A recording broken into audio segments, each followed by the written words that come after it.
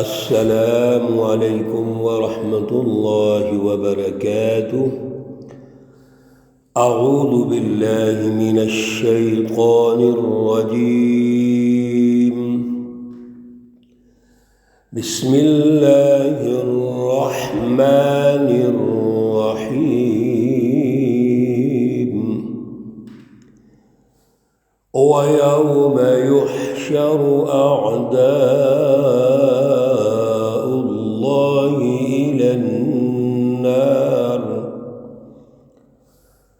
إِلَى النَّارِ فَهُمْ يُوزَعُونَ۔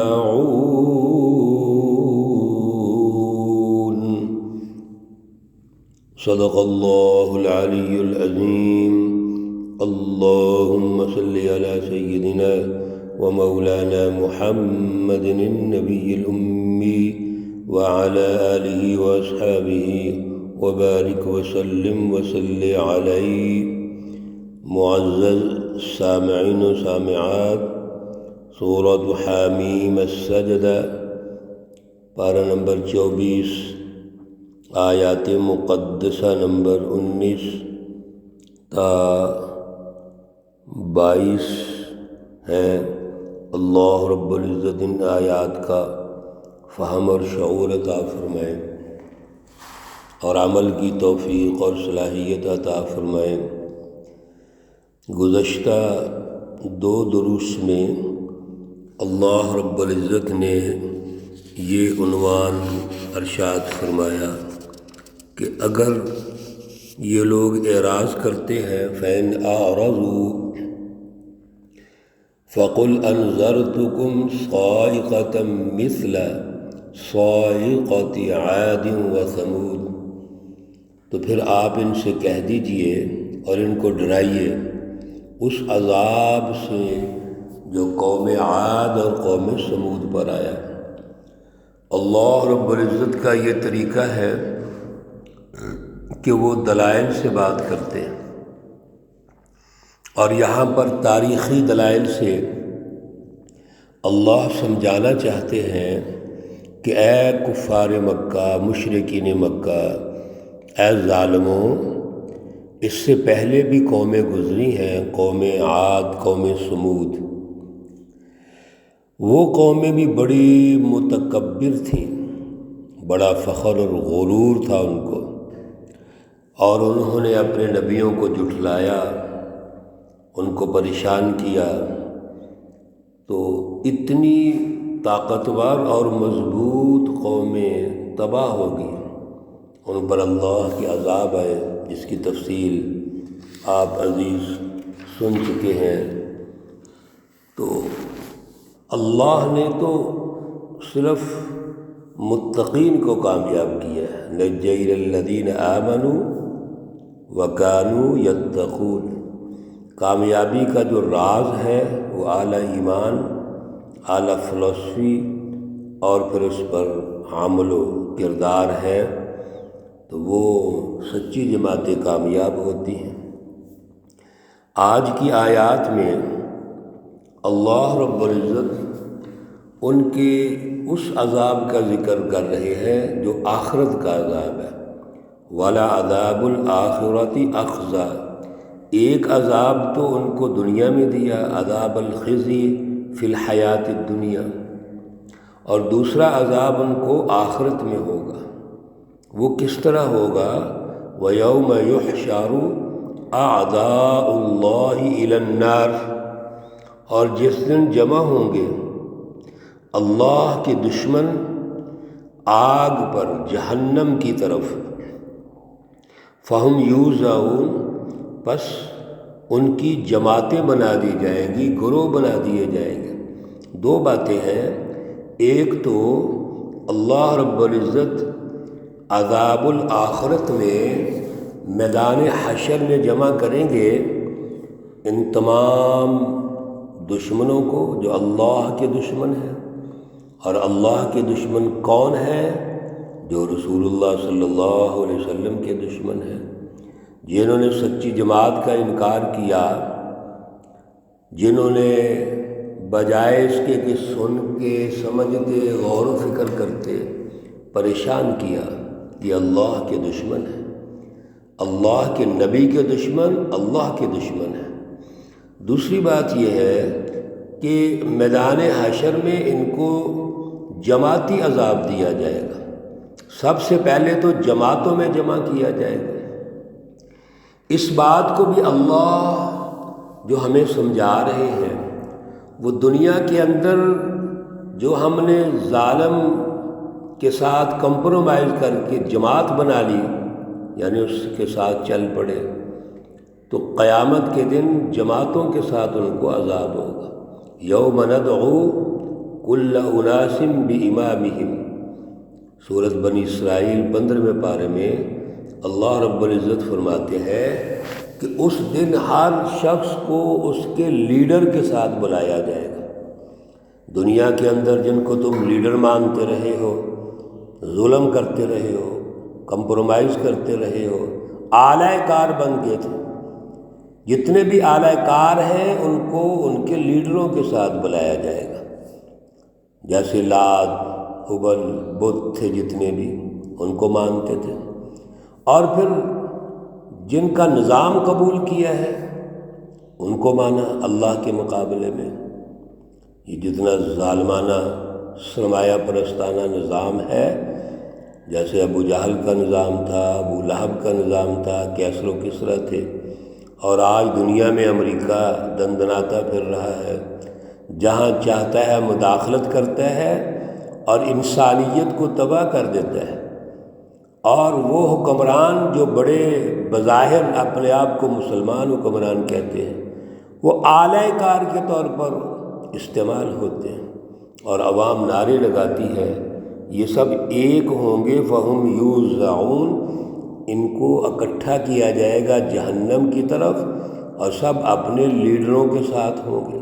حدیث پاک میں آتا ہے میدان حشر میں اللہ ایک جھنڈا گاڑ دیں گے اور آواز دیں گے کہ یہ لیڈر فلاں ہے، اس کو ماننے والے، ان کی تائید کرنے والے جو اعلی کار تھے اور ان کے لیے ٹھپے لگاتے رہے ہیں، اب ان لیڈروں کے ساتھ آ جاؤ، اس جھنڈے کے نیچے آ جاؤ، اور جھنڈے کے اوپر اس کا نام لکھا ہوگا، اس کی جماعت کا نام لکھا ہوگا۔ یہ ہیں وہ شیطانی جماعتیں جو ظلم کے نظام قائم کرتی ہیں، جو انسانیت کو تباہ کرتے ہیں، فساد فی الارض کرتے ہیں، زمین میں انتشار پیدا کرتے ہیں۔ یہ ہیں وہ لیڈر، یہ اکٹھے ہو جائیں گے اور جہنم کی طرف۔ حتیٰ اذا ما جاؤوہا، یہاں تک کہ جب وہ آ جائیں گے، شاہد علیہم، ان پر گواہی دیں گے، کون؟ سمعہم، ان کے کان، و ابصارہم، اور ان کی آنکھیں، و جلودہم، اور ان کے چمڑے، بما کانوا یعملون، جو بھی وہ کرتے تھے۔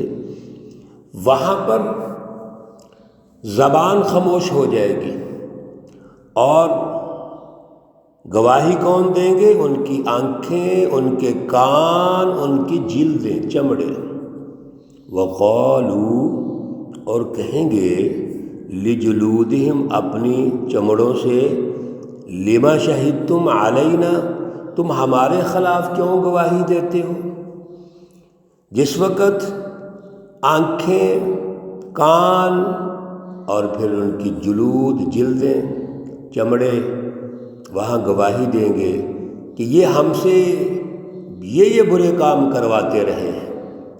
آنکھوں اپنی برائیاں بتائیں گے، کان اپنی برائیاں بتائیں گے، اور چمڑے اپنی بتائیں گے۔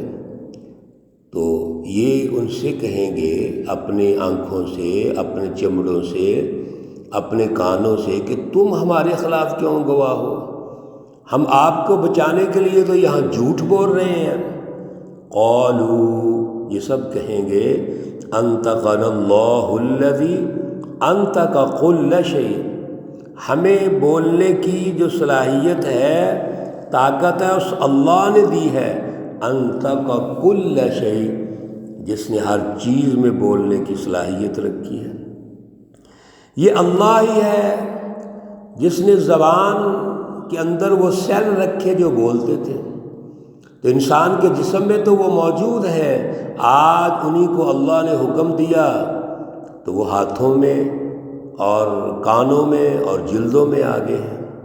وَهُوَ خَلَقَكُمْ أَوَّلَ مَرَّةٍ، وہی اللہ ہے جس نے پہلی مرتبہ پیدا کیا، وَإِلَيْهِ تُرْجَعُونَ، اور اب اسی کی طرف لوٹ کر جا رہے ہیں۔ یہ اللہ ہے جس نے تمہیں پیدا کیا، دنیا میں رسولوں کو بھیجا، اعلیٰ فلسفی دی، پروگرام دیا، لیکن تم نے کیا کیا؟ شیطانوں کے پیچھے لگ گئے، شیطانی جماعتوں کے پیچھے لگ گئے، جھوٹوں اور فراڈیوں کو اپنا لیڈر اور امام مان لیا۔ آج جاؤ مل کر اس کی طرف لوٹ کے چلے جاؤ۔